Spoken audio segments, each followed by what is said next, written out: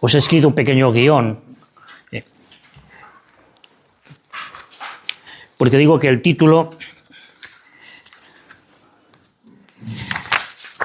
tiene dos palabras claves: vivir la fe. Es algo que voy a recordar muy brevemente, es decir, pues bueno, ideas muy sabidas, pero a veces también conviene recordarlas, que es vivir la fe. Y también ver la experiencia de Juan de la Cruz en la noche oscura. Es el gran símbolo de Juan de la Cruz, pero se presta también a muchas malas interpretaciones. Por tanto, la primera, diríamos, lo primordial en Juan de la Cruz es ver el poema de la noche oscura. Y por tanto, la segunda intervención, o bueno, la segunda parte de este encuentro va a ser práctico, ¿no? ¿Qué nos dice ese poema de 40 versos en el que está toda la Biblia de Juan de la Cruz? Está su experiencia personal, está toda la revelación y está un símbolo de fe. Yo me recuerdo que el Marcino Elegido nos decía muchas veces: tenemos que volver a la fuente Q, a la hoja volandera. Pues yo creo que para catequistas el mejor catecismo de Juan de la Cruz es la noche oscura. En 40 versos tenéis un gran catecismo, una experiencia vital.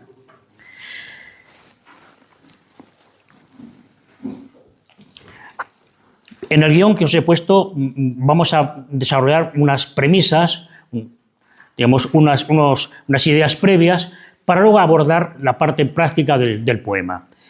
El primer tema es fe y experiencia. Bien, sabéis que en nuestro lenguaje sabemos distinguir entre creencias y fe.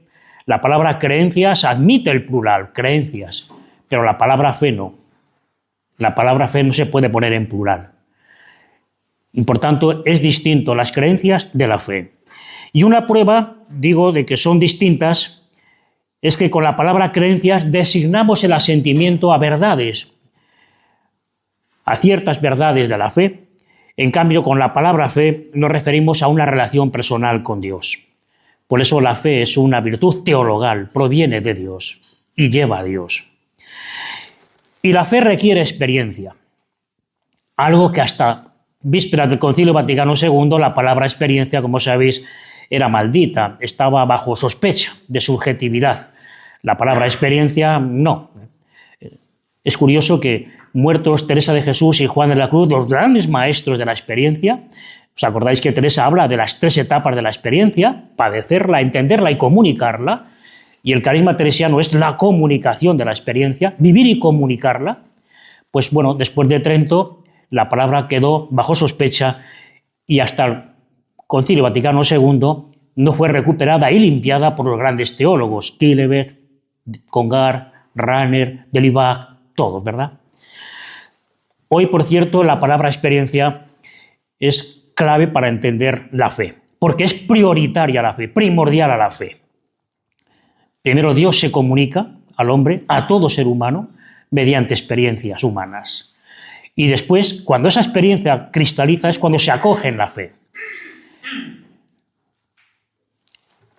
Fijaos hasta qué punto la palabra experiencia ha quedado entre nosotros connotada de subjetividad, de fenómenos extraordinarios, de cosas raras, paranormales.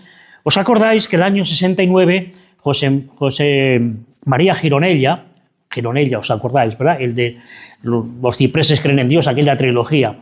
Él hizo una entrevista a 100 españoles sobre Dios. 100 españoles y Dios, el año 69. Pues todavía, digamos, en ese tardofranquismo, del nacionalcatolicismo, a los 100 españoles que le preguntó sobre Dios, casi todos respondieron afirmativamente que creían en Dios, creían en Él. Les preguntaba una segunda pregunta: ¿y qué experiencia tiene usted de esa fe en Dios? Todos respondieron negativamente. Por lo visto, en aquellos años todo el mundo creía en Dios, pero nadie tenía experiencia de Él, nadie. 25 años después repitió la misma entrevista con otros personajes. Ya 25 años después ya estamos en la transición, bueno, en otra época y en otro momento histórico. Interrogó a otros 100 españoles famosos esta vez aproximadamente la mitad creían en Dios y la otra mitad no. Pero al igual que había ocurrido en la primera entrevista, casi todos los que respondieron que creían en Dios, sin embargo dijeron no haber tenido ninguna experiencia de Él. Seguíamos creyendo en Dios, pero sin experiencia. José María Aznar añadió incluso, tampoco lo espero, ni experimento deseo alguno de tener experiencia. Claro, se entiende, ¿verdad? La palabra experiencia se veía como fenómenos supranormales, fenómenos extraordinarios, fenomenología, fenómenos extraños. Se constataba lo que Skillebeck llamaba el divorcio entre fe y experiencia. Ya el Concilio Vaticano II había advertido este divorcio. Dice en la Gaudium et Spes: el divorcio entre la fe y la vida diaria de muchos debe ser considerado como uno de los más graves errores de nuestra época. El número 43 de la Gaudium et Spes. Uno de los más graves errores de nuestra época. Edward Skillebeck decía, en mi opinión, semejante divorcio entre la fe y la experiencia es una de las principales causas de la crisis actual entre los cristianos fieles a la Iglesia. Bien, creo que hoy ya, entre nosotros, sabemos que la fe y la experiencia son concomitantes, son, digamos, parte de la misma realidad. Dios se comunica a todo ser humano con experiencias que pueden ser emocionales o pueden ser transitorias si no cristalizan en el régimen de la fe, pero la experiencia y la fe son concomitantes, son como vasos comunicantes, o como decía Kierkegaard, son la madre y la hija. Primero, Dios se comunica en forma de experiencia. Fijaos, Juan de la Cruz lo dice con una preciosa y luminosa imagen. Dice, Dios está sobre las almas como el sol para comunicarse a ellas. ¿El sol a quién se comunica? ¿Hace acepción de personas? ¿Puedes tapar el sol con la mano? Dios se comunica a todos. Todos somos experiencia de Dios. Unos la han descubierto, otros la tienen encubierta. Llegará el momento oportuno en que eso lo descubran que aunque ellos hayan vivido sin Dios, Dios ha estado siempre con ellos. Bueno, pues la experiencia es lo primordial. Dios se comunica a todos a través de experiencias humanas, concomitantes. ¿Y qué es la experiencia? Pues acontecimientos humanos, pero que en el fondo tiene siempre una revelación de Dios. Fijaos hasta qué punto este teólogo Adolf Gesse, teólogo belga, llegó a decir que la experiencia es el lugar natal de la teología. No podemos hablar de Dios o hacer teología, digamos, abstracta. El punto primordial de arranque, el lugar natal de la teología es la experiencia. Y Rahner, en el último libro aquella conferencia que dio sobre la inefabilidad de Dios, experiencias de un teólogo católico, escrito pues unos meses antes de morir, llegó a decir esta verdad tan rotunda, que puede ser un poco escandalosa, que la objetividad de la revelación reside en la subjetividad de la experiencia.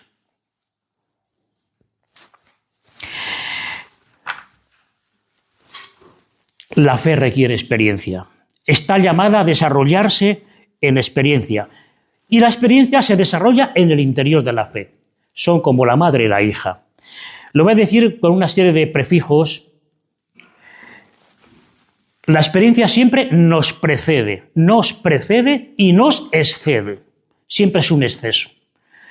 Y una iniciativa de Dios en nuestra vida. Nos precede y nos excede. Pero también es verdad que la experiencia sucede en la fe. Y por la fe se nos concede. No sé si me explico con estos verbos, ¿no? La experiencia precede, excede, pero por la fe sucede y se nos concede. Michel de Certeau, ¿os acordáis también este joven, murió joven, pero un gran jesuita, famoso por la fable mystique, es la fábula mística, ¿no? No sé, se ha traducido como fábula mística. Yo creo que más bien habría que traducirlo como lo fable místico, en neutro. Que lo místico no es inefable, que lo inefable también se puede decir, es otro modus loquendi, otra manera de hablar, ¿verdad? Bueno, pues Michel de Certeau, cuando preparó una pequeña homilía para 3 jesuitas que iban a hacer la profesión solemne, les escribió esto, muy brevemente, sobre la experiencia. Les decía así: lo que define a la vida religiosa es el acto de creer. El religioso no puede vivir sin eso. Descubrió algo que abre en él la imposibilidad de vivir sin eso. ¿Veis la cantidad de neutros? Eso, una cosa secreta, eso que no tiene nombre, pero que tiene todos los mensajes posibles. En ocasiones este descubrimiento está oculto en el murmullo continuado de los días. Otras veces, por el contrario, quiebra su atadura por la sorpresa de un silencio o de un impacto. Poco importa. La experiencia radica en una palabra o en un encuentro o una lectura que viene de otra parte y de otro, y que sin embargo nos abre nuestro propio espacio y se nos convierte en el aire sin el cual ya no podemos respirar. Apertura y herida a la vez. Saca de nosotros una irreductible, exigente y modesta confesión de fe. Sin ti ya no puedo vivir. Sí, el que tiene una experiencia ha quedado herido. La palabra herida, ¿verdad? Ha quedado tocado. Sin ti ya no puedo vivir. No eres mi propiedad, pero te aprecio. No eres un bien a poseer, aprehensible. No es un objeto de posesión, pero te aprecio. Eres algo diferente de mí, pero necesario, puesto que lo que soy de más verdadero está entre nosotros. Qué hermosa definición. Nuestra identidad no soy yo, sino mi identidad está entre nosotros, entre tú y yo. La oración antes de la comunión, durante la misa, expresa con fuerza y pudor el sentido de este acto de creer, que jamás se ha separado de ti. El religioso escoge esta experiencia como lugar. Uno de estos 3 religiosos a los que Michel de Certeau le dijo esta homilía de su profesión, después le tocó celebrar el funeral de Michel de Certeau. Previamente le había dicho él, dice, bueno, en el funeral no me cantéis cantos lúgubres, no me cantéis oraciones esas, el Dies Irae y cosas, no, me vais a cantar lo que cantaba Edith Piaf en el Moulin Rouge. Vaya, ya sabéis que Edith Piaf pues era una mujer de moral distraída, ¿verdad? Por lo menos. ¿Y qué cantaba en el Moulin Rouge? Je ne regrette rien. No me arrepiento de nada. Todo está bien. Todo ha sido para mi bien. Dios lo ha hecho bien en mi vida.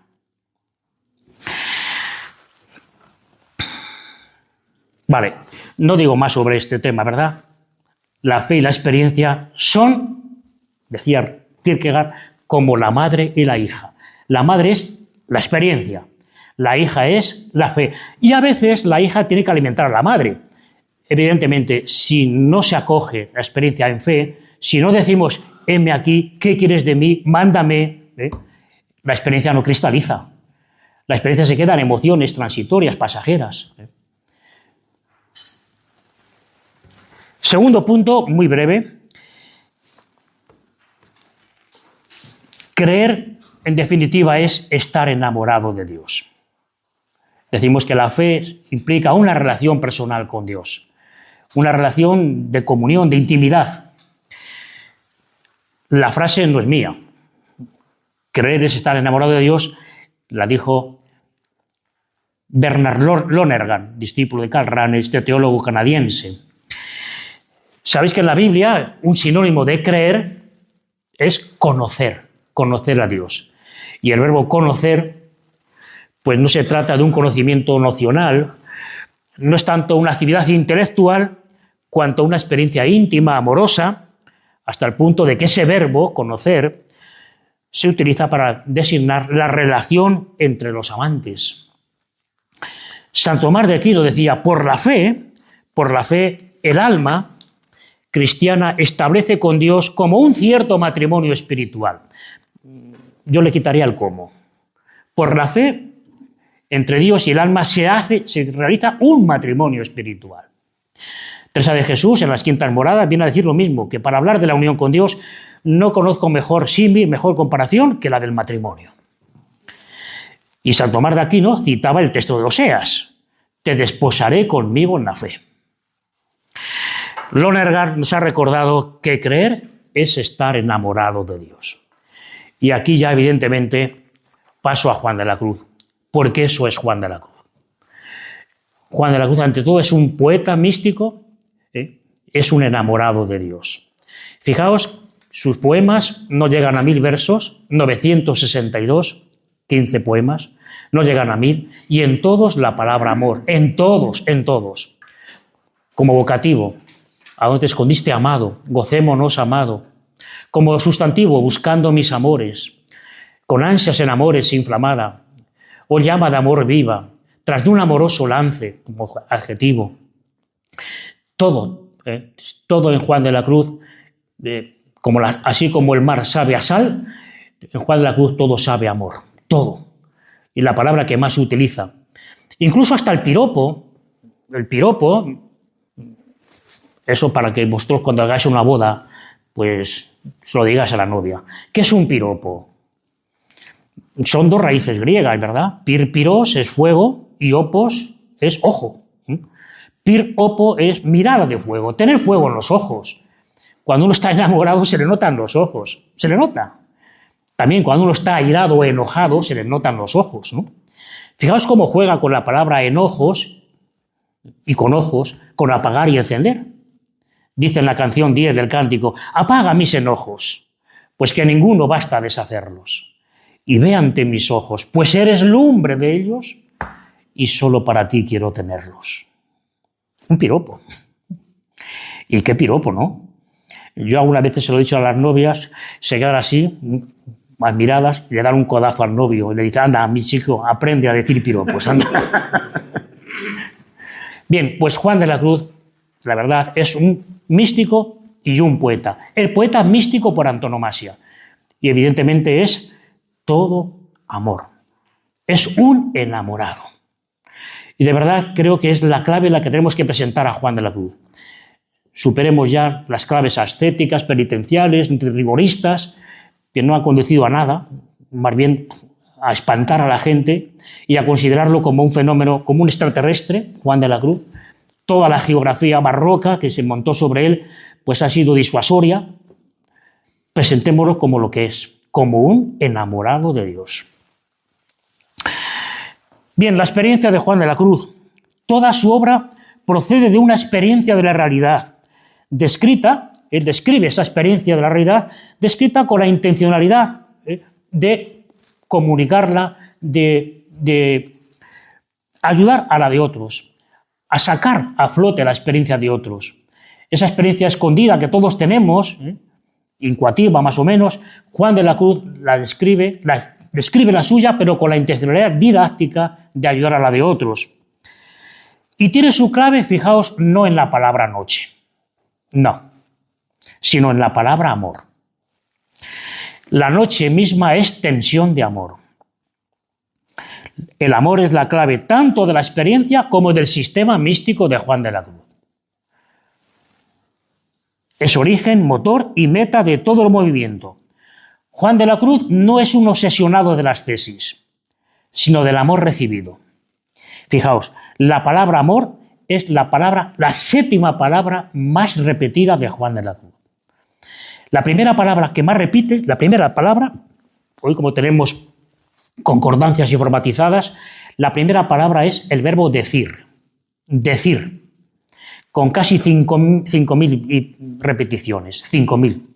Es que a él le gustaba más hablar que escribir. Decir, como a Teresa también, utiliza siempre el verbo decir. La siguiente palabra es Dios y la tercera palabra es alma. Fijaos, ya con esas tres primeras palabras podemos decir que la obra de Juan de la Cruz son los dichos de Dios y el alma, ¿verdad? Ya con esas tres palabras podemos resumir toda su obra. O si queréis, me atrevo más, decir Dios es igual que decir alma. La comunicación de Dios y el alma, la reciprocidad de amor. Bueno, pues la séptima palabra es la palabra amor. 1806 veces. En cambio, la palabra noche, 424.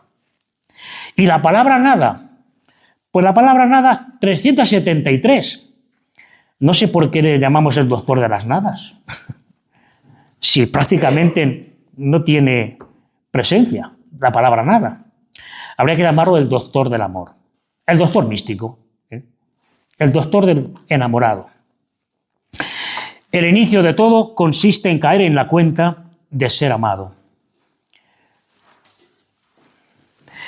Decía Mitchell Henry, este fenomenólogo, hablando de la condición filial, somos hijos de Dios, decía, todos los problemas, toda la desesperación que amenaza al hombre de hoy proviene de haber olvidado la condición de ser hijo de Dios, de haber sido herido por el amor de Dios. Bueno, pues no quiero entretenerme en más literatura, que creo con estas pinceladas más o menos despertamos lo que sabíamos ya de antemano, ¿verdad? Que la fe proviene de una experiencia, que es Dios el que la hace, y que cuando caemos en la cuenta de ella, cristaliza en la fe. Y esa experiencia, como dice Teresa de Jesús, toda experiencia tiene como 3 etapas, 3 graduaciones. Primero es padecerla, sin entenderla. Consiste en padecer, tiene mucho de sufrimiento, nos quita toda seguridad, nos abre un boquete, una quiebra, nos abre un terreno donde no hacemos pie. Bien, primero es padecerla. Segundo es, más tarde, es entenderla, hacerla refleja, consciente, y más tarde esa experiencia se convierte en la gracia sermonis, se hace efable, se puede comunicar. Vamos a ver, por tanto, a Juan de la Cruz, y ya paso, me quedan 15 minutos, ¿verdad? 20 minutos. Me gusta que nos detengamos en este poema de Juan de la Cruz. Punto cuarto, Juan de la Cruz nos habla de una experiencia en la noche. Pero fijaos, de una noche que es amable más que la alborada, una hipérbole, y cuya oscuridad no es por falta, sino por exceso de luz, que ilumina más cierto que la luz del mediodía. Por tanto, no estamos hablando de una noche de negativa, sino de pura positividad. Con este símbolo, Juan de la Cruz desarrolla una historia de amor. Y al mismo tiempo vais a ver que desarrolla una teología. Todo ello como un drama, vais a ver esta mañana que vamos a ver un teatro, un cine. Sabéis que el teatro pues tiene por lo menos 3 actos, o tiene tres partes. Primero, el planteamiento, argumento. Segundo, el nudo. Y tercero, el desenlace. Pues las 8 canciones de la noche, las 4 primeras es el planteamiento, el camino místico.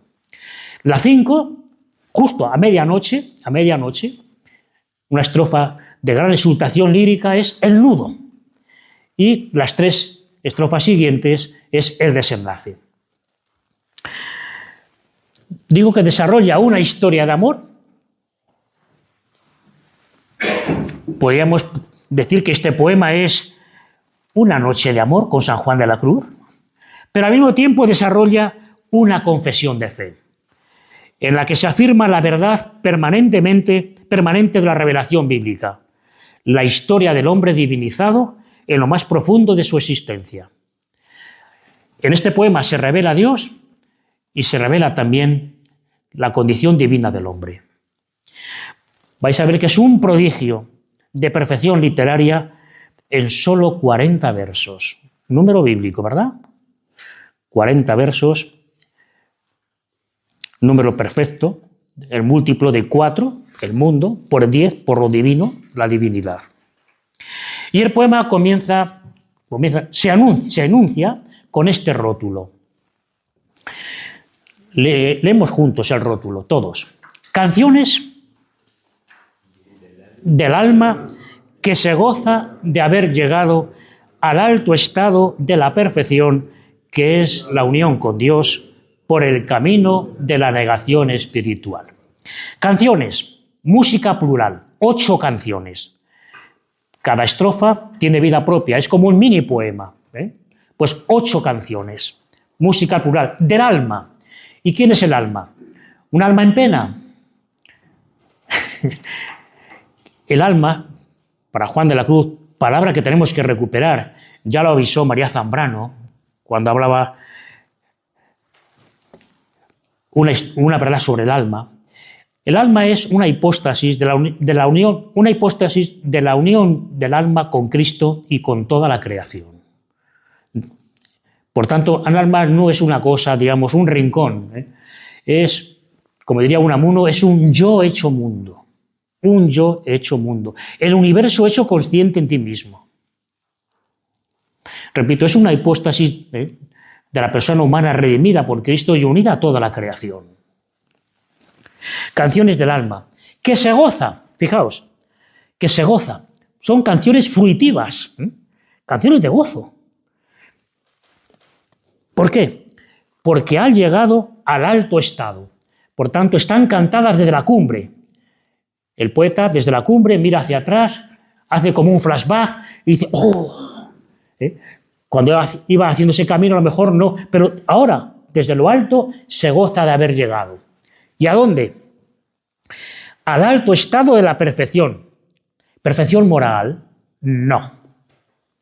Perfección, dice, que es la unión con Dios. Eso es la perfección. No la perfección moral, o la perfección estética, o la virtud, no, es la unión con Dios, la participación en el amor de Dios. ¿Y por qué camino ha llegado? Por el camino de la negación espiritual.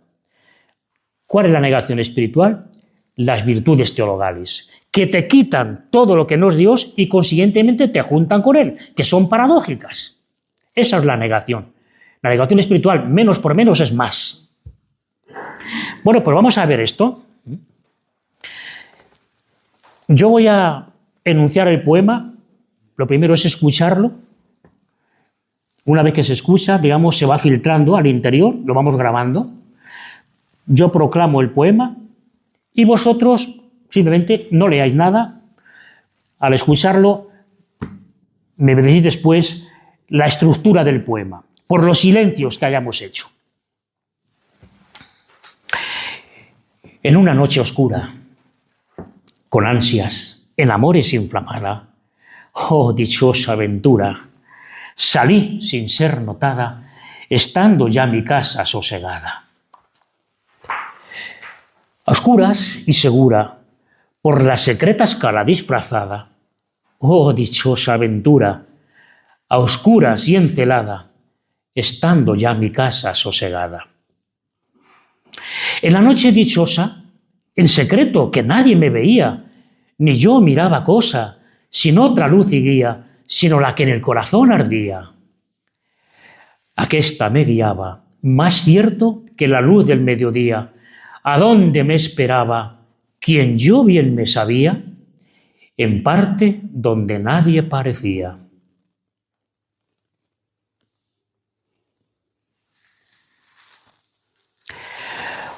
Oh noche que guiaste, oh noche amable más que la alborada, oh noche que juntaste, amado con amada, amada en el amado transformada.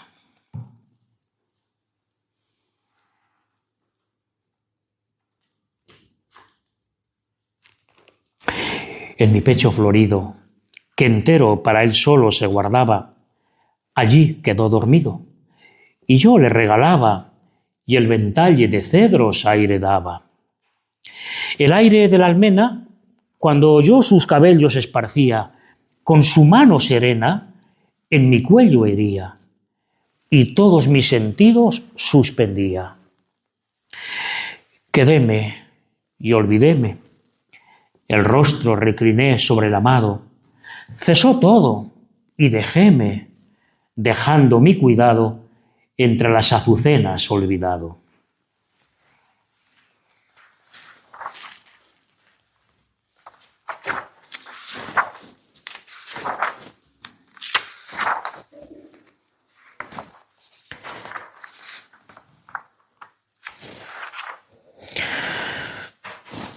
¿En cuántas partes habéis percibido la estructura del poema? En 3. Juan de la Cruz es un tresillo, ¿eh? Siempre 3, siempre. El Dios trinitario, no es monoteísta, ¿eh? Dios trinitario, las 3 virtudes teologales, las 3 partes de todos los poemas, siempre 3. El cántico espiritual, el cántico A, el cántico B lo estropeó. Pero el cántico A es 3 partes, que comienzan con la palabra amado y terminan con la palabra herido. 3, siempre. ¿A dónde te escondiste, amado? Mi amado las montañas, gocémonos, amado. Todos los poemas de Juan de la Cruz tienen 3 partes, siempre 3. Hemos dicho que se desarrolla como una película, como un drama, ¿eh? Exposición, planteamiento, nudo y desenlace, correspondiente a las 3 fases de la noche. En el siglo XVI sabían muy bien que la noche tenía pues tres estadios, ¿no? El atardecer. ¿A qué tocan? A recogerse, ¿os acordáis? En los pueblos. Y la gente recogía los animales, las gallinas y tal, y se entraba en la noche, en la pasividad, en la indeterminación, a recogerse. El atardecer, el crepúsculo, ¿verdad? ¿Qué hora es? Medianoche, el momento más solemne de la noche. Las 12 decimos, ¿no? Ahora, medianoche. Y ya a partir de ahí comenzaba el nuevo día. A partir de la medianoche comenzaba el rosicler, la aurora, la alborada, el amanecer, el alba, ¿verdad? La noche tenía esas 3 partes. Pues en el poema también vamos a ver que tiene 3 nocturnos. Las 4 primeras canciones es el camino místico, el primer nocturno. La estrofa 5, fijaos, se interrumpe la acción, asistimos a un coro o a un aria, un himno a la noche. Oh noche, oh noche, oh noche, ¿no? Y las canciones 6, 7 y 8 desaparece la noche y ya vemos a la amada que es animado, que tiene pecho, tiene cuello, sentidos, etc. Por tanto, las primeras 4 canciones representan la primera etapa del camino místico, activo y ascendente, de ritmo rápido, de búsqueda y tensión hacia el encuentro. La canción 5, la estrofa central del poema, representa la medianoche, el momento cumbre de la unión entre los amantes, cantada a modo de himno, en una estrofa de gran exultación lírica. Y las canciones 6, 7 y 8 representan la madrugada, el alba, la parte inmediata a la luz del día, en una atmósfera de consumada plenitud, de ritmo lento, de pasividad y ocultación, de imágenes más que de palabras, de silencio más que de imágenes y de música más que de silencio.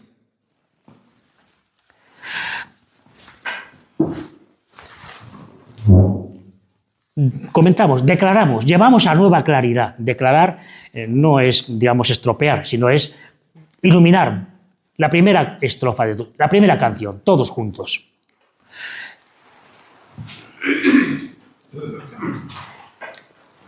Esto no os tomo como parvulitos, ¿no? Todo lo contrario, lo que yo quiero es que el poema no esté en el papel, sino que el poema hoy, por lo menos lo llevemos memorizado. Cuando una persona lo memoriza, ya lo puede cantar. Y cuando cantamos, ya no leemos nada, ya lo sacamos de dentro. En una noche oscura, con ansias en amores inflamada, oh dichosa aventura, salí sin ser notada, estando ya mi casa sosegada. La voz que escuchamos, fijaos, no tiene género definido. Bueno, podemos decir que sí, es sujeto femenino, con ansias en amores inflamada, sujeto femenino. Escuchamos esta voz y al mismo tiempo ejecuta la acción y nos la presenta, la expone y la realiza. ¿Y qué nos cuenta? Que ha emprendido la salida nocturna de su casa, que ha emprendido una dichosa aventura. Estos días, el domingo pasado, no este, el anterior, hablamos de las bienaventuranzas. Aquí hay una buena aventura, una buena bienaventuranza. Esta acción nos expone en tono confidencial como un monólogo íntimo, una confesión a media voz. Pero fijaos, este sujeto no tiene forma, no tiene figura, no tiene rostro ni nombre, ni siquiera proyecta sombra en la noche. Es puro dinamismo hacia el objeto del deseo. Si queréis, es una pura alegoría del deseo. Aquí el personaje locutor, femenino, pero no tiene nombre, ¿no? Vamos a llamarlo de momento la voz del deseo. Nos encontramos, por tanto, en la primera circunstancia, en una noche oscura, pero contrapuesta por el siguiente verso: con ansias en amores inflamada.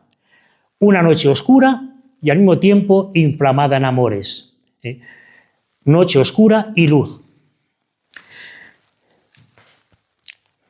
El tercer verso interrumpe la acción con una exclamación: ¡oh dichosa aventura! Se presenta como un paréntesis que interrumpe el ritmo de la secuencia narrativa. Puesto en el centro de la estrofa, aislada de la serie sintáctica, se convierte en metonimia del camino místico. El camino místico se llama una dichosa aventura. Y además con esa estimativa, esa interjección o que dice Juan de la Cruz, es encarecimiento afectuoso, que da a entender del interior más de lo que se dice por la lengua. Ya veréis en la canción 5, oh noche, siempre la O. La rapidez de esta salida está marcada por la presencia de un solo verbo en el cuarto verso: salí. Fijaos la literación: salí sin ser notada. La literación de la S, la rapidez de la salida, como una saeta. Y además vais a ver que este verbo arrastra todas las 4 estrofas. Es el verbo principal. Va a arrastrar 13 frases adverbiales introducidas con preposiciones y conjunciones. Todas las 4 estrofas dependen de este salí inicial, la rapidez de la salida. Salí sin ser notada, estando ya mi casa sosegada. Junto a este verbo único hay también otros elementos importantes. La misteriosa oscuridad de la noche, noche oscura, en la que transcurre toda la acción de la protagonista. Pero la presencia de un amor ardiente, en amores inflamada, que contrasta con la oscuridad de la noche. O si queréis, que da a la noche un carácter ambivalente de noche y luz, y que ha sido el motor de arranque, el que ha provocado la salida de la protagonista, que sin saber ni entender cómo y dónde le nace tan fino amor, la ha sacado de su casa, de sus propios límites, de su anterior conciencia ordinaria. Y por último, las 2 condiciones de la salida: sin ser notada, desapercibida,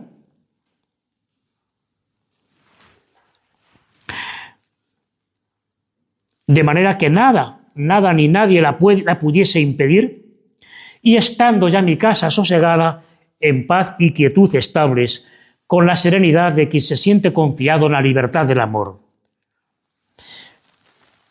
Repetimos la canción, por tanto: en una noche oscura, con ansias en amores inflamada, oh dichosa aventura, salí sin ser notada, estando ya mi casa sosegada. Si a unos niños tuviéramos que representarle esta canción, así en forma de teatro, ¿cuántos personajes tendríamos que poner para dramatizar el poema, la canción? ¿Cuántos personajes? 3. Bueno, uno clarísimo, la amada, ¿verdad? La amada o el personaje locutor, que realiza la acción, que la realiza y la expone. ¿Alguno más? El que interviene. ¿Eh? El que pasa por ahí. Uno está ahí, pero otro que pasa. Exactamente, dice, salí sin ser notada. Por supuesto, sin dejar rasgo de sospecha. La casa, estando ya mi casa sosegada. La casa no es un inmueble. La casa es un lugar habitado, donde hay personas, ¿verdad? Entre las cuales sale a hurtadillas, sin dejar rasgos de sospecha. Pondríamos 2 personajes. El personaje locutor que sale decidido de su casa, de su ambiente natural, pero con cautela, sin dejar rasgos de sospecha. Y la casa, venga, si queréis, yo puedo hacer ahora más o menos el personaje de la amada y vosotros ahí en duermevela, los troncos, sois la casa. Sale decidida, pero al mismo tiempo con cautela, que nadie se dé cuenta, sin ser notada. No olvidéis la palabra casa, que luego más tarde va a salir también más. En la primera canción nos salía ya una paradoja, una noche luz, esa ambivalencia, ¿verdad? Sabéis que los místicos siempre hablan de Dios en paradojas, porque Dios es el sí y el no. Dios no es unívoco, Dios siempre es paradoja. Sí y no, muerte y vida, gozo y dolor, y comunicándose al alma, dice, le hace efecto de inmensa voz. Así, a Dios se le percibe también de forma paradójica. Jung decía que una religión es tanto más perfecta cuanto más paradojas tenga. Y la muerte de una religión es la supresión de la paradoja. Todo el Evangelio está hecho en paradojas, ¿verdad? Vais a ver que este poema continuamente está utilizando también la paradoja, la hipérbole, el oxímoron. A veces la gente pregunta y dice, pero es que San Juan de la Cruz no podía decirlo de una manera más clara. Dice, es que ¿por qué utilizas ese lenguaje, tanta retórica, ese lenguaje metarracional? Digo, no, para hablar de Dios no podemos utilizar las ideas cartesianas, claras y distintas. No, eso no es Dios. Digo, Juan de la Cruz utiliza la paradoja porque Dios es así, paradójico. Si queréis, el lenguaje de Juan de la Cruz es como la brújula. La brújula tú la pones y ¿dónde? ¿Qué marca siempre? El norte, ¿eh? Pues si pones la brújula en el polo norte, ¿qué le pasa a la brújula? Que se vuelve loca. Ese es el lenguaje de los místicos. Es un lenguaje loco, justamente porque está justamente en el centro mismo de Dios. Y él dice, Dios comunicándose al alma de esta manera le hace efecto de inmensa voz. Y por eso utiliza ese lenguaje metarracional, que hace trascender. Bueno, pues ya nos encontramos con esa paradoja, noche, luz, esa ambivalencia. Vamos a la canción segunda. Todos juntos. A oscuras y segura, por la secreta escala disfrazada, oh dichosa aventura. A oscuras y encelada, estando ya mi casa sosegada. Bien, la estrofa no tiene verbo. Se sostiene con el salí de la estrofa anterior.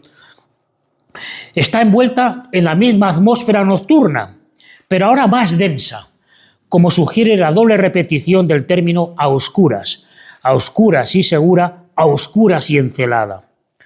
Y de nuevo aparece la paradoja, el carácter ambivalente de la noche, que es presentada como peligrosa y segura. Peligrosa porque la oscuridad borra los puntos de referencia conocidos, pero segura porque el personaje va amparada en el secreto de la noche, compenetrada con ella. Ese de a oscuras y segura, esa copulativa y diríamos a oscura y por tanto segura, cuanto más oscura, más segura, y va disfrazada. El personaje va a oscuras, segura, y disfrazada, digamos, va envuelta en un manto de noche, la noche como un manto de oscuridad. La seguridad procede materialmente de la oscuridad, a oscuras, y por eso mismo, en relación causal, segura, porque va a oscuras, va segura, y va segura porque va disfrazada.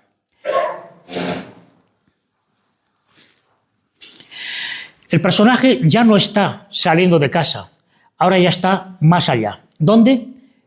En la secreta escala, en una escalera. Ya ha dejado la casa más atrás y el personaje va avanzando, está en una escalera. Las escaleras suben o bajan, como los gallegos, ¿no? Suben y bajan. Vais a ver que baja y luego sube. El poema lo va a decir todo, ¿eh? De momento no sabemos, está en una secreta escala, secreta. Y para Juan de la Cruz, la secreta escala es la imagen de la fe. ¿Veis? En la primera canción era el amor. con ansias en amores inflamada. Ansias vehementes, deseos vehementes, inflamada en amores. El amor fue el que provocó la salida. Ahora es la fe. La fe del amor. Para Juan de la Cruz, la secreta escala es la imagen de la escala de Jacob. Esta divina escala de la fe que escala y penetra hasta lo profundo de Dios. Para Juan de la Cruz, repito, es clarísimamente la escala de Jacob por donde subían y bajaban ángeles de Dios al hombre, del hombre a Dios, etc.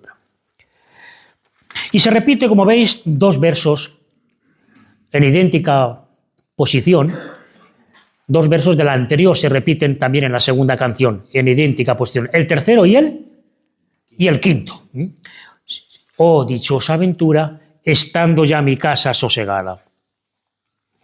La jubilosa exclamación central, dichosa aventura, cuya reiteración viene a decir que el amor, además de impulsar la salida, es el estímulo permanente del camino místico.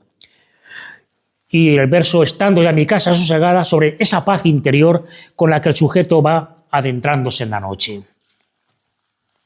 Repetimos todos la segunda canción.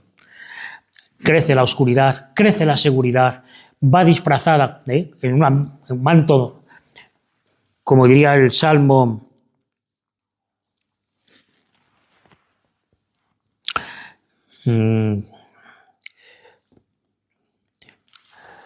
como es este salmo que dice, envuelto en un manto de oscuridad, ¿verdad? Envuelto en un manto de oscuridad.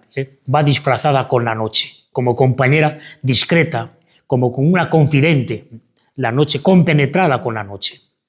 Repetimos la canción. A oscuras y segura, por la secreta escala disfrazada, oh dichosa aventura, así encelada, estando ya mi casa sosegada. Primera canción, el amor. La segunda, la fe del amor. Vamos a la tercera, y fijaos que ya aquí cambia. Parece que quiere volver a empezar el poema, pero cambia el artículo y cambia el adjetivo. Ya no dice en una noche oscura, dice en la noche. Artículo determinado, no indeterminado. Y ya no dice oscura, ahora dice dichosa. Le ha transferido a la noche la exclamación central. El dichosa aventura, ahora la que es dichosa es la noche. Atención ahora, porque a partir de aquí entramos en el símbolo. Ya no hacemos pie. Y el símbolo precisamente es multivalencia de significados. Todos, la canción tercera. En la noche dichosa, en secreto, que nadie me veía, ni yo miraba cosa, sin otra luz y guía, sino la que en el corazón ardía. Seguimos en plena travesía nocturna, si bien ahora nos encontramos ante una transmutación de elementos que enriquecen el símbolo. La noche viene anunciada ahora con 2 importantes cambios, de artículo y de adjetivo. El indeterminado una se sustituye por el determinado la. Por tanto, la noche ya no es una noche cualquiera, es una noche diferenciada. Y el adjetivo oscura ha sido sustituido por el dichosa de la exclamación central. Esto quiere decir que todas las implicaciones acumuladas en el eje de las anteriores estrofas sobre el camino místico se transfieren a la noche. La noche, convertida en la noche dichosa, con nombre y adjetivos propios, se ha convertido a su vez en sujeto personal, de naturaleza paradójica, que personifica todo el camino místico. Noche, luz, oscuridad, seguridad. Notamos también la novedad de 3 verbos en imperfecto, veía, miraba, ardía, que insinúan la permanencia de la acción iniciada anteriormente. Y fijaos, ya no hay ninguna referencia a la casa. Todo lo contrario, ni yo miraba cosa. La casa ha quedado, la casa, digamos, ha perdido importancia para ella, no la preocupa, se ha convertido en cosa, esa paronomasia, ¿verdad? El personaje dice que va en secreto, nadie la veía. Parece que lleva camino del sol, ¿no? Camino de la luz, donde ella ya no ve a nadie, ni nadie la puede ver a ella. Pero ella dice que no miraba otra cosa, sino ¿dónde? Sin otra luz y guía que en el corazón ardía. Por tanto, ella va en una travesía nocturna, pero toda su mirada está puesta en un guía luminoso o en una luz guiadora y que arde en el corazón.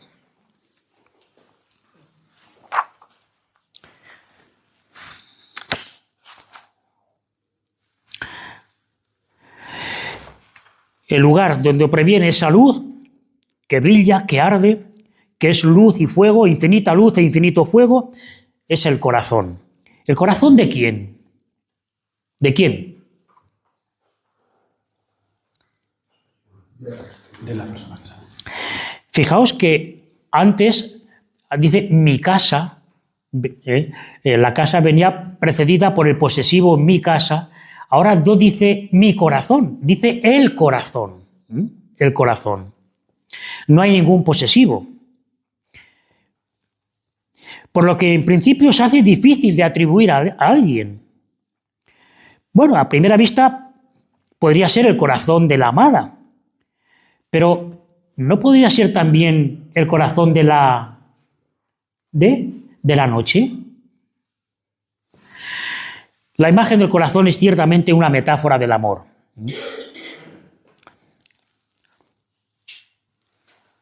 El corazón es la metáfora del amor. Una metáfora, en este caso, dinámica.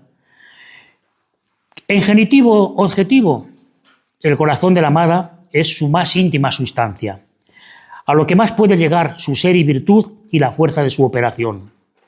Pero en genitivo subjetivo, el corazón de la amada es la noche. La noche dichosa que tiene un corazón de luz, un espacio dichoso, un centro de gravedad que la atrae permanentemente hacia sí, que guía y mueve al alma y la hace volar a su Dios por el camino de la soledad, sin ella saber cómo y de qué manera. Yo se lo explico a los niños con un cuento, el cuento de Pulgarcito. Mirad que, de verdad, yo soy el experimento de explicarle la noche oscura a los niños y lo entienden mucho mejor que leyendo los libros de Eulogio Pacho, de Federico Ruiz y de José Vicente Rodríguez. Sí, es un poema que va dirigido a la intuición abierta. Bueno, pues os cuento un cuento, el cuento de Pulgarcito. ¿Os acordáis, no? Un niño muy pequeño, muy inteligente, que se dio cuenta que sus padres los iban a abandonar al bosque, que iban a cortar el cordón umbilical, la dependencia con los padres. Y efectivamente él primero se percató de unas piedrecillas, ¿verdad? Justamente lo llevan sus padres al bosque, pero él fue dejando caer las piedrecillas que se convierten en las pistas para volver a casa. ¿Os acordáis? Bien. Por segunda vez, sus padres van a repetir la operación de abandonarlos en el bosque. Y esta vez no le dio tiempo más que a coger unas migas de pan. Y fue dejando caer las migas de pan. Pero vinieron los pájaros, se las comieron y caminante no hay camino. ¿Cómo salí del bosque? Bien, era muy pequeño, el Pulgarcito se encaramó a lo alto a la copa de un árbol y de allí vio una luz. No sabe quién la emite, a dónde proviene, de dónde lleva, pero justamente eso es la pista para salir del bosque, esa luz. Los psicólogos utilizan mucho este cuento en psicología infantil para hablar ese paso, digamos, de la dependencia de la madre a la vocación propia, cuando el niño tiene que buscar su propia luz y seguir su propio camino. Bueno, pues aquí en la noche hay un corazón de luz. Puede ser el corazón de la amada, pero mejor dicho, va a ser el corazón de la noche. Lo hemos ido viendo. La noche paradójica que tenía un corazón de luz, que daba seguridad, además de oscuridad, ahora es el guía luminoso. El poeta, con la genialidad de un gran pintor, ha logrado plasmar en estos versos la más artística de las paradojas. Una noche que lo envuelve todo con su densa oscuridad, pero que a su vez tiene un corazón de luz que lo ilumina todo. Gracias a esa luz ardiente que la inflamó en amor, la protagonista pudo emprender su travesía nocturna. Y gracias a esa misma luz que le hace de guía, que la atrae permanentemente hacia sí, podrá alcanzar su destino, el objetivo de su deseo. Repetimos la canción. En la noche dichosa, en secreto, que nadie me veía, sin otra luz y guía, sino la que en el corazón ardía. Y ahora nos encontramos con un pronombre, aquesta me guiaba. Claro, el sentido, la concordancia de proximidad sería a la luz, aquesta me guiaba, la luz, el guía luminoso, aquesta me guiaba. No, no es la luz. Mirad el verso 21. ¿O noche qué? La noche. ¿Está claro? La noche se ha ido animando. La noche no es una circunstancia. La noche ya no es, digamos, un personaje indeterminado. La noche es un personaje principal del poema y único. Vais a ver que es el que ha hecho toda esta cita de amor, el director genial de esta película. Todos, aquesta me guiaba, más cierto que la luz del mediodía. ¿A dónde me esperaba quien yo bien me sabía? En parte donde nadie parecía. De la paradoja pasamos a las hipérboles. ¿Veis? Otra vez, el lenguaje de los místicos es así. Es un lenguaje que se excede. No es un lenguaje cartesiano de ideas claras y distintas. Es un lenguaje con una potencia sígnica que se excede. La noche dichosa, con su corazón de luz, guía a la protagonista más cierto que la luz del mediodía, con más fuerza que el sol, con toda su fuerza. Fijaos, la noche es más luminosa que la luz de las 12 de mediodía. La noche se afirma como el gran conductor de la aventura, guiando ella misma al amante que se mueve hacia su inmóvil objeto. La hipérbole, como casi todo nuestro poeta místico, es de neta inspiración bíblica y la refiere él mismo en 2 ocasiones, con el oxímoron del primer poema que compuso aquí en Ávila, Entréme donde no supe, acerca de la tenebrosa nube que a la noche esclarecía. Por eso quien la sabía queda siempre no sabiendo. ¿Qué es la tenebrosa nube? Una nube que daba sombra por el día y daba luz por la noche. ¿A quién se refiere? Al Éxodo. La nube tenebrosa y esclarecedora que guió a los israelitas en su peregrinación por el desierto, que daba sombra de día y alumbraba de noche. Y en el comentario al cántico, citando el texto de Isaías, nacerá en la tiniebla tu luz, y tus tinieblas serán como el mediodía. El lugar de destino a donde la va encaminando la noche, aquesta me va guiando la noche, ¿a dónde? A donde me esperaba. El lugar del destino es un personaje oculto, sin nombre, lleno de misterio, que la está esperando y que representa para ella la plenitud de su deseo, a donde me esperaba quien yo bien me sabía. Ese sujeto que la espera y que en cierto modo también la está atrayendo, como el blanco a la flecha, es alguien con quien ella ha tenido ya una relación previa. Pero fijaos, lo enuncia así de forma vaga y perifrástica, para evitar identificarlo con un personaje del conocimiento ordinario.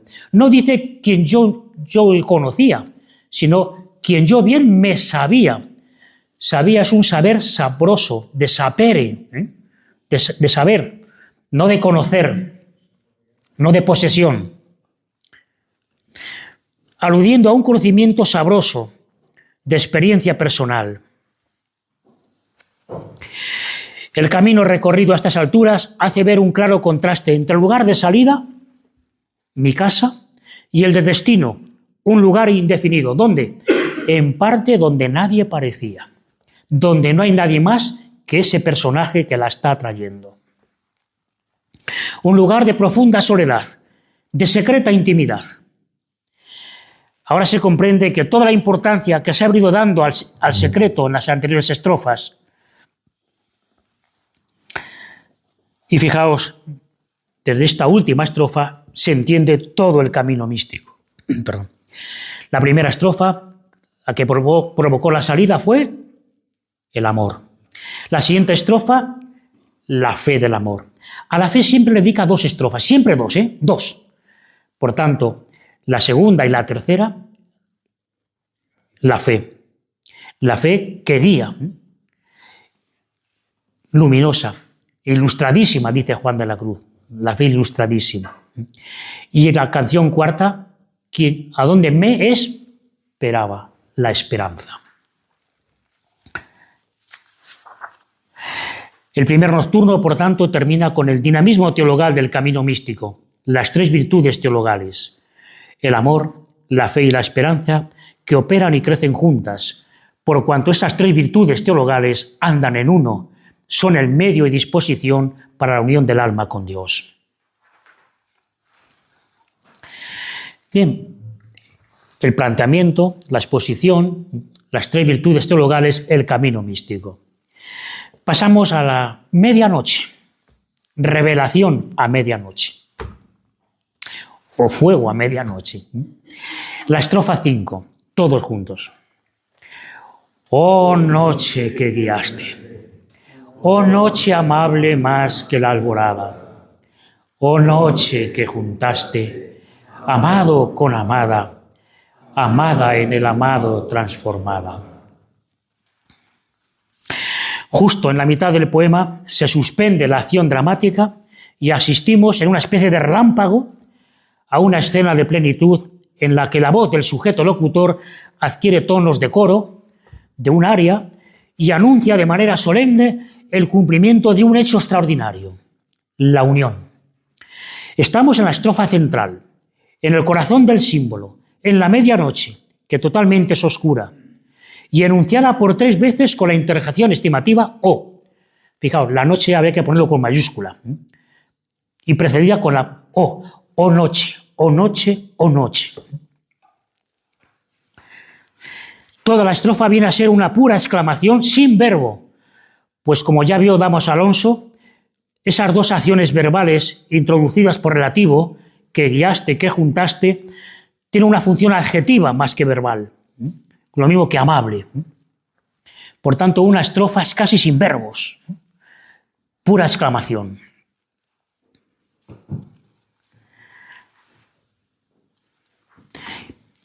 Lo hemos ido viendo. Ahí la noche se revela. La noche lo ha hecho todo, ha guiado. Es más amable que la alborada, está llena de amor. Y ha juntado. Ha guiado, llena de amor, y ha juntado. ¿A quién? Amado con amada. Fijaos, ahora sí, la amada ya tiene nombre, por derivación del amado. ¿Y qué ha hecho la noche también? Al juntarla con el amado, que la ha transformado en él. Por tanto, ¿quién es ahora la noche? ¿Es una circunstancia o es un sujeto? Es un sujeto, ¿no? Mirad, en las 3 estrofas anteriores, la disposición para la unión del alma con Dios es las virtudes teologales. Permitidme la vulgaridad. Yo digo que la vida espiritual es como un gallinero. Se lo dije el otro día a los teólogos allí en Salamanca. Digo, si la vida espiritual es muy sencilla, hombre, es como un gallinero.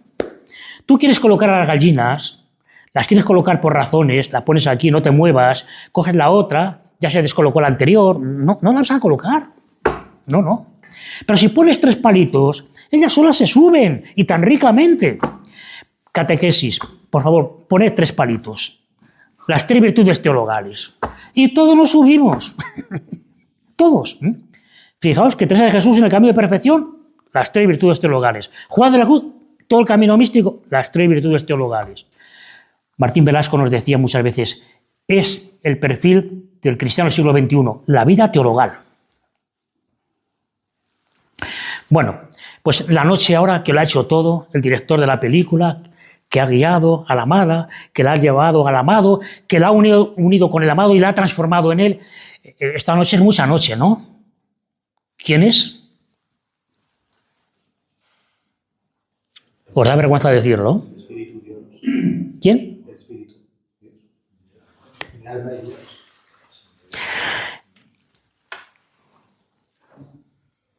La noche oscura es el símbolo mismo de Dios Padre. Juan de la Cruz, Padre de las lumbres, luz, noche oscura, tanto como la fe, que deslumbra. Oh noche amable más que la alborada, amorosa más que el amanecer, Padre de las lumbres, infinita luz e infinito fuego, y por eso para el alma tan oscura noche como la fe. Efectivamente.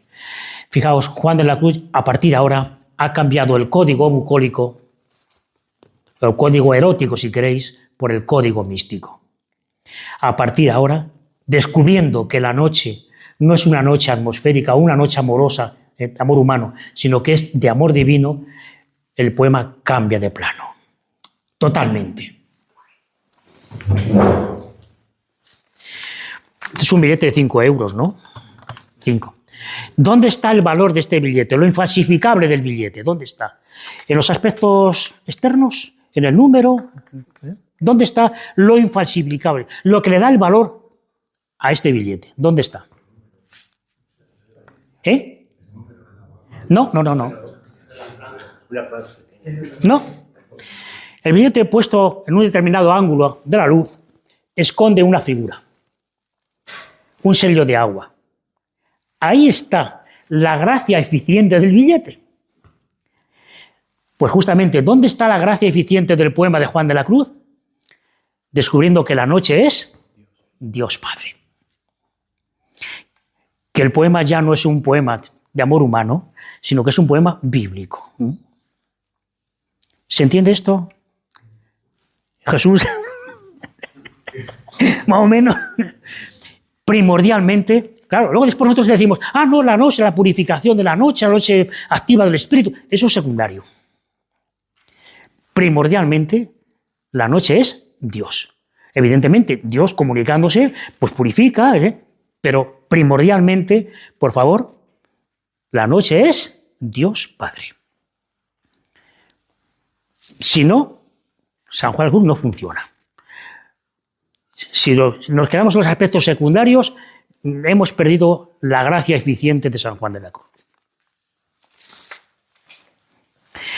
Y por eso mismo, ahora sí, al descubrir que que la noche es Dios, ahora entendemos también los siguientes personajes.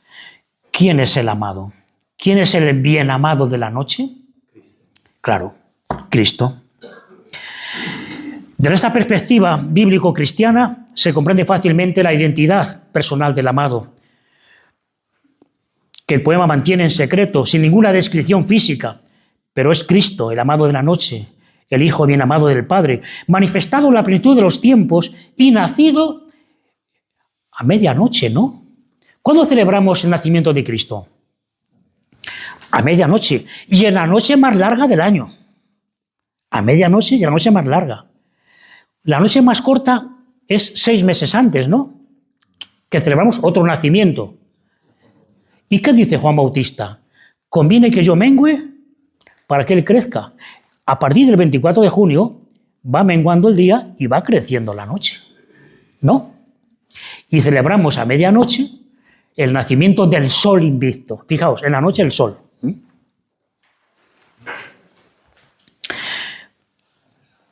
¿Y cuándo celebramos también la resurrección de Jesucristo? En la noche. La noche fue testigo de tu resurrección, decimos en el Salmo, en el himno. La noche. Nadie vio. La noche fue testigo de tu resurrección. Y el día de Pascua, en la noche, la vigilia pascual, hay un himno que dice, qué noche tan dichosa, en que se une el cielo con la tierra, lo humano y lo divino. Fijaos, en estos 5 versos tenéis una miniatura del pregón pascual. Amado con amada, que se une el cielo con la tierra, lo humano y lo divino, amada con amado, amada en el amado transformada. ¿Y quién es ahora la amada? Que recibe ese nombre por participación del amado. El personaje anterior, ¿verdad? Que no tenía nombre, que era pura alegoría del deseo, ahora tiene la identidad misma del amado. La noche le ha dado su verdadera identidad, la ha elevado a un máximo de personalización. Nombre por derivación del amado, transformada en él en igualdad de amor. La unión mística no aniquila, al contrario, hace igualdad y semejanza. Iguala al alma con la cosa mala. Transforma a la persona de la amada en la condición misma del amado. A diferencia de otras místicas de inspiración metafísico o platónica, la de Juan de la Cruz es eminentemente personal y cristocéntrica. Se realiza toda ella en la mediación insustituible de Jesucristo, llegando a ser dos naturalezas en un espíritu y amor. Por lo que aquí es verdad decir que el amado vive en el amante y el amante en el amado. ¿Y cómo es esta unión de amor? ¿Cómo es esta transformación, la transformación de la amada en el amado? Que ha hecho la noche como obrero de todo, sin que el alma haga de suyo nada. ¿Cómo es esta unión que ha hecho? Es imposible saberlo, imposible decirlo. Pero Juan de la Cruz es un poeta. Y lo que no se puede decir por lengua mortal se dice por efecto sonoro, melódico. Fijaos estos dos versos. Amado con amada, amada en el amado transformada.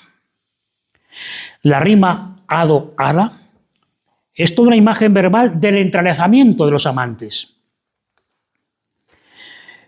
El cambio de conjunciones con él, la unión con él se transforma en él. La progresión temporal y cualitativa de ese estado de unión. Pero sobre todo, contad las veces que aparece la vocal A en estos dos versos. Amado con amada, amada en el amado transformada. La vocal A, la vocal abierta, la vocal de la admiración, del asombro. ¿Cuántas veces aparece? 13 veces la A. 13. Ahora contad las nasales, la M y la N. La A siempre va unida a nasales. Amado con amada, amada. 7.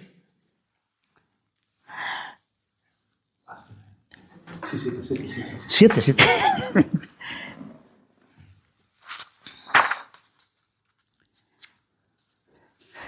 Bien, ¿esto lo ha hecho consciente o no consciente? Él mismo dice que tenemos un ejemplo en los versos de Jeremías. Dice, Jeremías, por la cortedad de manifestar esa unión y hablarlo exteriormente, mostró, cuando Dios habló con él, no supo decir más que ¿Os acordáis? El efecto de admiración. Juan de la Cruz dice que esa unión es indecible, pero lo sugiere con ese efecto del tartamudeo. No sabe decirlo más, lo expresa con un balbuceo, como el lenguaje de los niños, que es no poder decirlo, pero dar a entender que hay que decir muchos. Repetimos esta canción. Oh noche que guiaste, oh noche amable más que la alborada, oh noche que juntaste, amado con amada, amada en el amado transformada. Pasamos ya al tercer nocturno, desaparece la noche, ya no se utiliza la palabra noche, y vemos en la parte inmediata, a luz del día, a los amantes en fundido abrazo.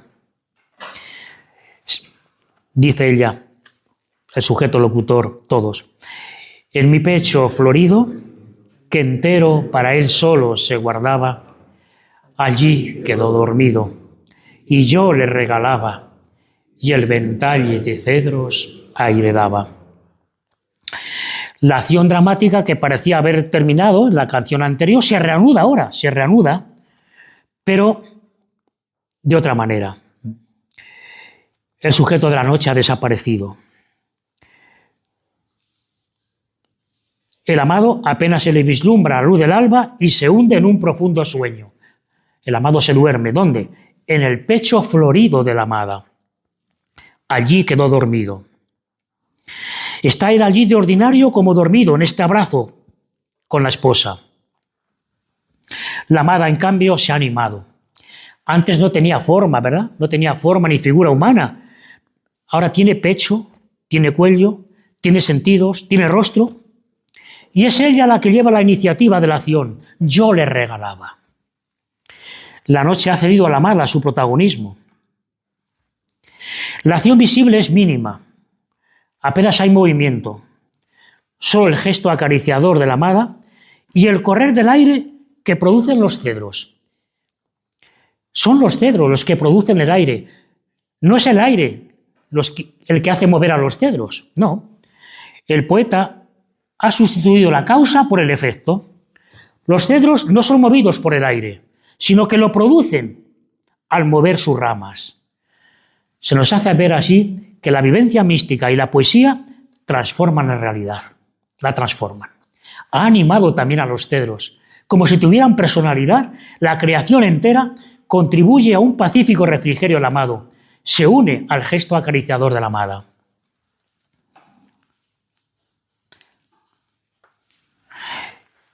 El espacio en el que se desarrolla la acción es un escenario íntimo y a la vez cósmico. ¿Dónde?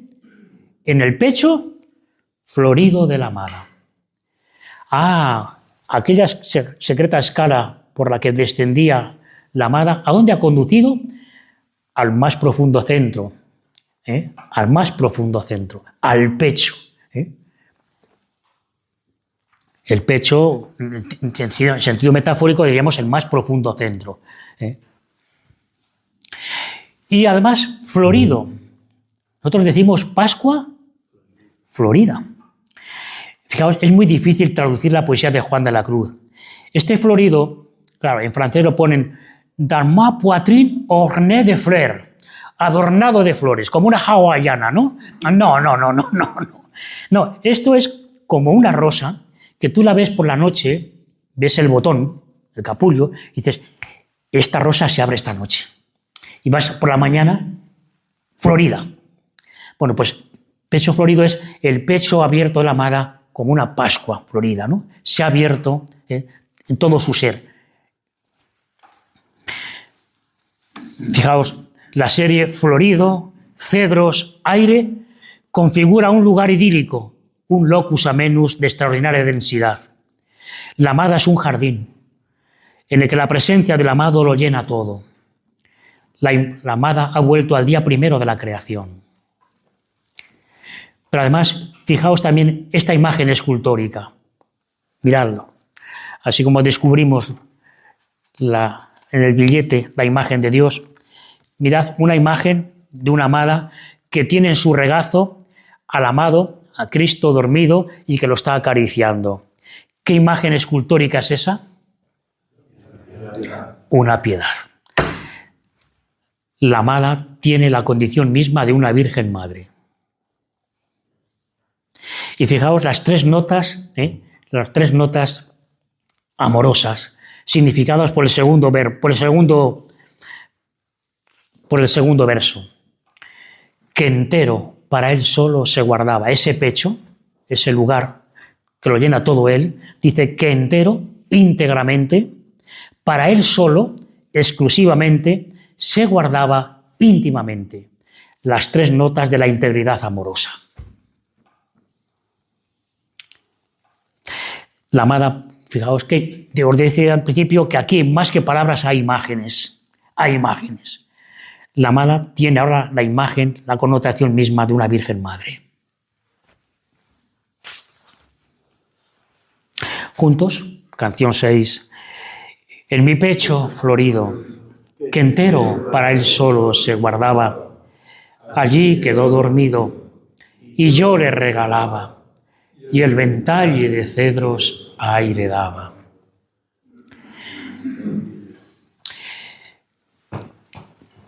Son versos, como veis, preñados de una significación no solamente poética, sino bíblica. Y son versos que provienen también de la celebración, de la liturgia, ¿no?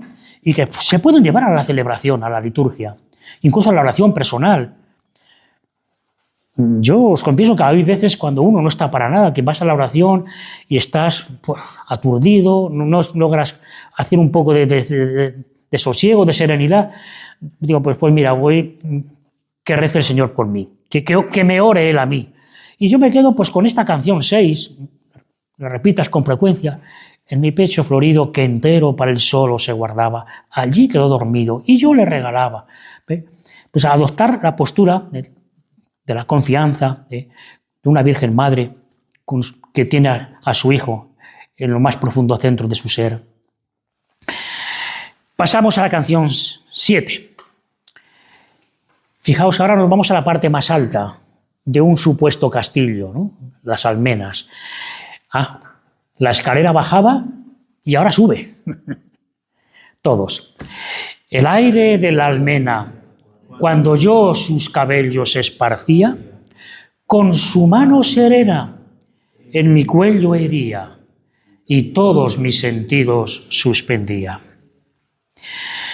Se prolonga la escena de la estrofa anterior, pero ahora en un espacio simbólico de un jardín amurallado, protegido por almenas, que solo dejan pasar un aire que viene de lo alto y que tiene mano serena.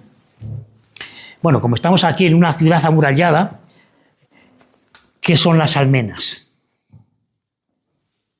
Primero, todo el conjunto de la muralla, la parte superior, se llama adarve. Y las torrecillas se llaman el merlón. Y entre merlón y merlón, una sandía, digo, no.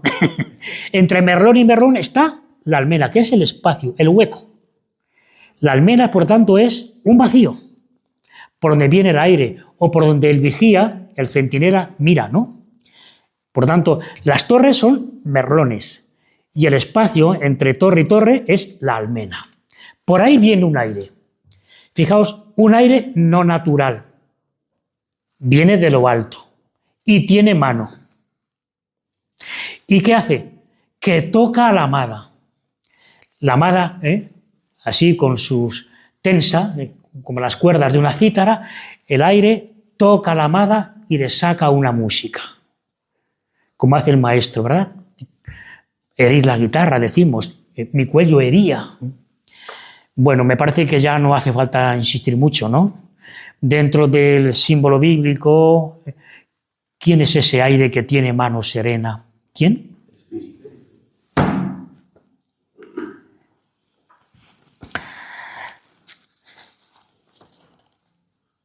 Este aire de la almena, que tiene mano serena, es distinto del aire producido por los cedros.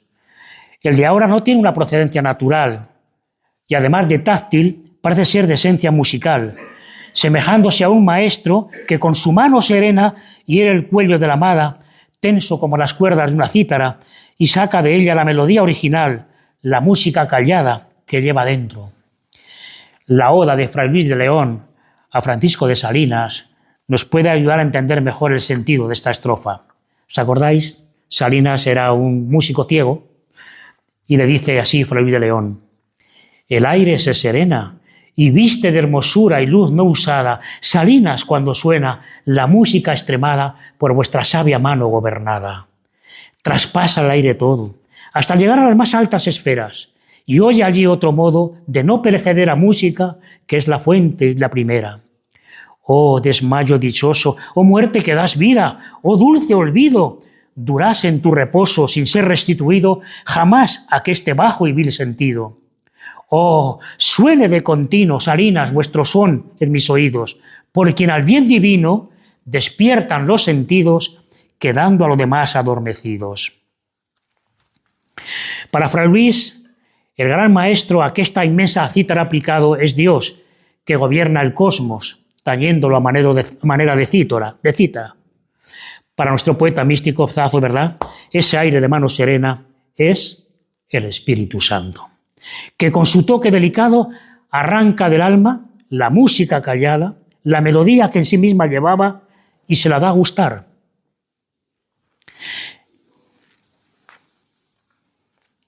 ¿Y qué hace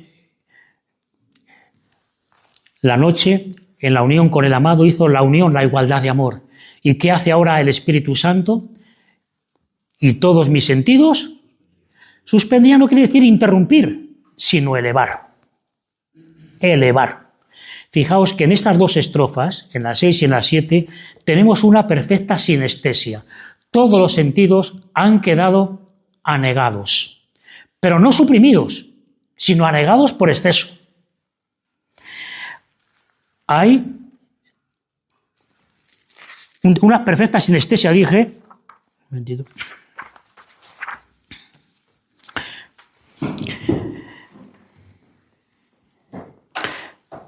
Sensaciones táctiles, en el contacto entre los amantes, en la mano serena del aire que hiere el cuello de la amada.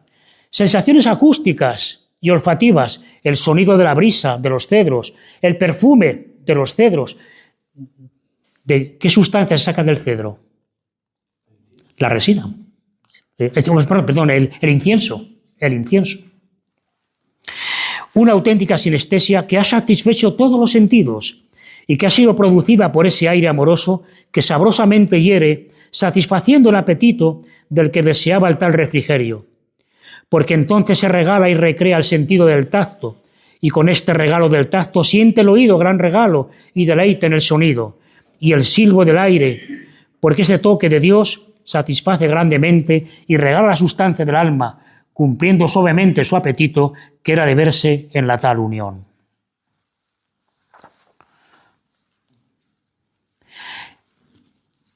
Y terminamos con la última canción, todos. Quedéme y olvidéme, el rostro recliné sobre la mano. Tomé cuidado entre las azucenas olvidado. Otra paradoja, estamos ante una escena de plenitud y el final definitivo del poema, con 5 verbos en pasado perfecto. Quedéme, olvidéme, recliné, cesó, dejéme, que expresan de forma inequívoca la conclusión de la aventura, cesó todo. Pero paradójicamente, la máxima actividad verbal coincide con la máxima dejación. Los verbos son todos de carácter contemplativo, de descanso, de abandono, de cesación y olvido. El poema ha sido la narración de un suceso pasado, olvidado, pero recordado con gran intensidad, lo que hace que esta última estrofa tenga una plenitud muy particular. Se conjuga lo acabado con lo inacabado, o mejor dicho, en la que prevalece lo inacabado de algo que se prolonga más allá del tiempo y del espacio. La acción dramática ha terminado con éxito. La salida, el éxtasis, ha llegado a la unión plena con el amado, a la total identificación con él. Quedéme. Ese verbo semiauxiliar, ¿cómo me quedé? Puede tener una concordancia con el verbo anterior. Y todos mis sentidos suspendía. Quedéme, suspendida. Pero también con el amado. Allí quedó dormido. También hay que decir que quedé dormida. Lo que contemplamos es una escena vacía. Los cuerpos de los amantes sí están ahí, entrelazados, pero su alma, su espíritu están ya en otro sitio. La estrofa no lo dice. Es un secreto que pertenece a la esencia misma del poema, aunque intuimos que es el cumplimiento de lo que había prometido el Hijo al Padre en el romance trinitario. ¿Qué le dijo qué le decía el Hijo al Padre? A la cual él tomaría en sus brazos tiernamente a la amada, y allí su amor la daría, y que así juntos en uno al Padre la llevaría, donde del mismo deleite que Dios goza, gozaría, que como el Padre y el Hijo y el que de ellos procedía, el uno vive en el otro, así la esposa sería, que dentro de Dios absorta, vida de Dios viviría. La amada hace el mismo gesto del discípulo amado en la última cena de Jesús. ¿Qué hizo el discípulo? Él recostó. La amada dice, el rostro recliné sobre el amado. Es el gesto, digamos, Qué bonito decía Evagrio Póntico, decía, el pecho de Jesús contiene la sabiduría de Dios. El pecho de Jesús contiene la sabiduría de Dios. El que se recueste sobre él será teólogo. La amada, ¿verdad?, se recuesta sobre el pecho de Jesús. Y ambos se los pierden de vista, tras un destello de blancura y de luz que sugiere el verso final, entre las azucenas olvidado. Fijaos, el poema comenzó en negro, ¿no? En una noche oscura. ¿Cómo termina ahora? En un pantallazo de luz, entre las azucenas olvidado. Y detrás de las azucenas, los amantes. Se nos pierden de vista. ¿Qué significa las azucenas? Tantas cosas, ¿verdad? Es verdad que la azucena significa, pues, la pureza del lecho nupcial. Pero es también el símbolo de la predilección. Entre las imágenes de la Anunciación, entre el ángel y María, ¿qué se pone siempre? Azucenas. Israel como pueblo escogido entre las naciones, la Virgen María como bienaventurada entre todas las mujeres, ¿no? Como lirio entre cardos es mi amado para mí. María bienaventurada entre todas las mujeres, símbolo de la predilección, símbolo también del abandono a la voluntad de Dios que provee a las necesidades de sus elegidos, símbolo de la gracia, con la que el poeta ampara en un cerco de silencio el núcleo de una materia intocable y parece invitar al lector a que suspenda ya todo discurso y se quede sin más en perfecto silencio.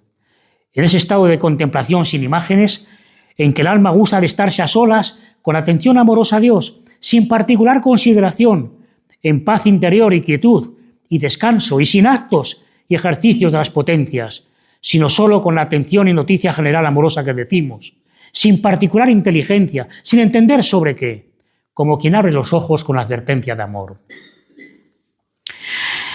El poema termina, pues, en un estado de contemplación, en una reductio in mysterium, o si se quiere, en una reductio in silentium. Decíamos que esta última parte, más que palabras, eran imágenes, más que imágenes eran silencio, más que silencio es música.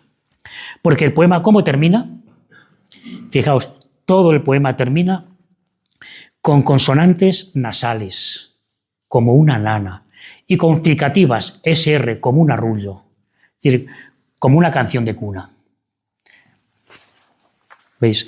Quedéme y olvidéme, la M. El rostro recliné sobre el amado, RSMN. Cesotó didejeme, SME. Dejando mi cuidado, NME, entre las azucenas olvidado. Pero si queréis, donde mejor se ve que no hay otras consonantes más que RS y M y N, es en La llama de amor viva.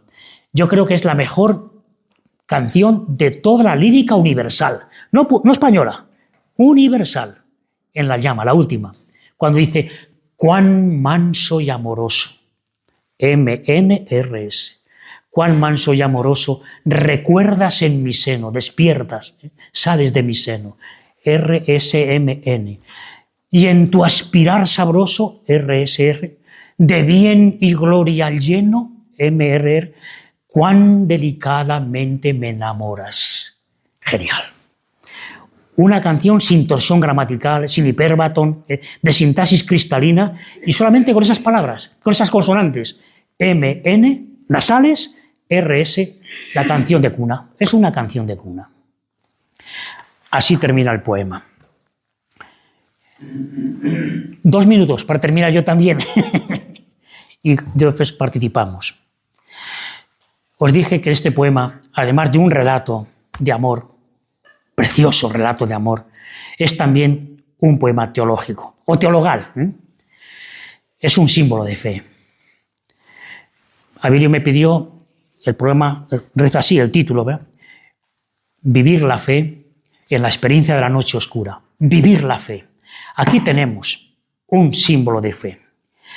En el poema de la noche, todo es símbolo, todo es lo que es y mucho más. La noche, la secreta escala, la luz y guía, el corazón, la amada, el amado, el aire con su mano serena, las azucenas, ¿verdad? Sí, son realidades, pero trascendidas. Son mucho más. Todos son representaciones significativas de otra realidad propiamente indecible. El poeta místico ha construido una historia de amor y al mismo tiempo una confesión de fe, en la que se afirma la verdad permanente de la revelación bíblica, la historia del hombre divinizado en lo más profundo de su existencia. En la estrofa central se revelaba Dios en la noche y se revela también el amado divinizado. Un prodigio de perfección literaria y espiritual en solo 40 versos. Lo que cabe en un verso, ¿verdad? Con razón decía Bachelard que el mundo es de aquellos que más capacidad tengan de miniaturizarlo. Pues Juan de la Cruz en 40 versos ha metido la Biblia, el universo entero. Tenía razón von Balthasar cuando dijo: la Iglesia no sabe a quién ha declarado doctor. Resulta que es doctor más por la poesía que por la prosa. Decía von Balthasar: las poesías son en Juan de la Cruz las acepciones divinas. En ellas tienen lugar los auténticos pronunciamientos de que ninguna prosa es capaz. Y por eso, precisamente por eso es doctor de la Iglesia, más como poeta que como prosista. Claro, se le declaró doctor más o menos por equiparar a San Juan con Santo Tomás de Aquino. No, si donde estaba la teología de Juan de la Cruz, la más original, es en la poesía, no en la prosa.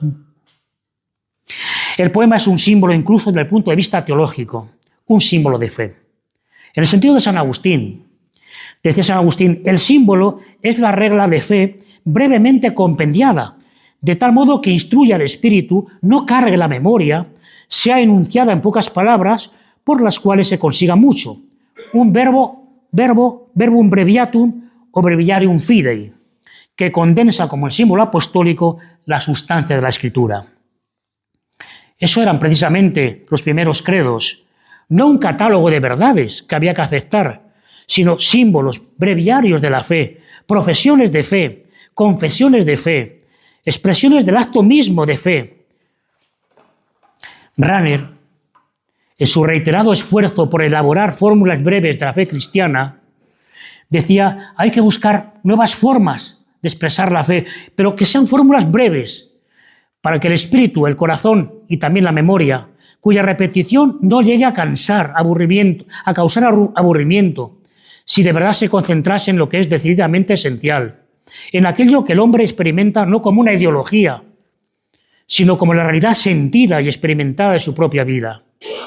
Fórmulas breves, que sean objeto de una experiencia fundamental y fácilmente comprensibles. Pues yo creo que aquí tenemos una fórmula para vivir la fe y para manifestar la fe en forma de una experiencia, de una revelación bíblica y al mismo tiempo de una experiencia personal. Esto es lo que justamente Juan de la Cruz nos ha ofrecido en este poema, un símbolo fundamental de la existencia humana, indispensable para el hombre en cualquier situación histórica, a la vez que un símbolo de fe cristiana, una teología simbólica, donde la revelación deja de ser una amalgama de verdades para constituirse en una figura viva, clara y transparente en su propia luz. Pues que os aproveche esta fórmula de fe para vuestra catequesis. De verdad, yo creo que expuesto casi de manera dramática, así casi como jugando, un niño puede entender muy bien el misterio de Dios, porque tiene sentido el misterio, y puede entender también muy bien que San Juan de la Cruz es un enamorado.